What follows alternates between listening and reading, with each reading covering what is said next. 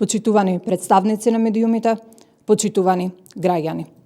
Трајан Димковски, поранешен министер и заменик министер за земјоделие од редовите на СДС, како и шеф на кабинет на Љупчо Николовски, во периодот од 2019 до 2021 година, заедно со други 4 службени лица, направил отпис на 2000 тони пченица и јачмен од државните стокови резерви во вредност близу 800.000 евра. Пченицата е отпишана иако постоела и била употреблива.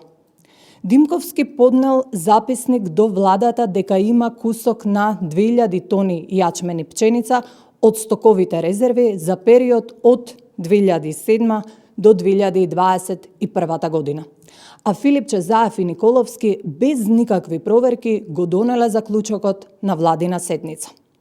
Дека станува збор за криминал говори фактот дека за ова немало законска основа, бидејќи до 2019 година за извршените контроли немало ни еден извештај дека има кусок на јачмен и пченица. Во превод, кусокот бил од 2019 до 2021 година.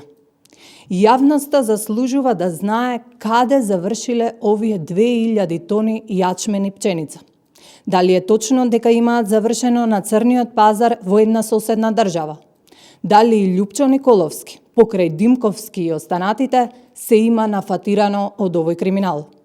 Дали Николовски изминатиот период е толку гласен во јавноста затоа што е вмешан во овој случај, па е исплашен од одговорност?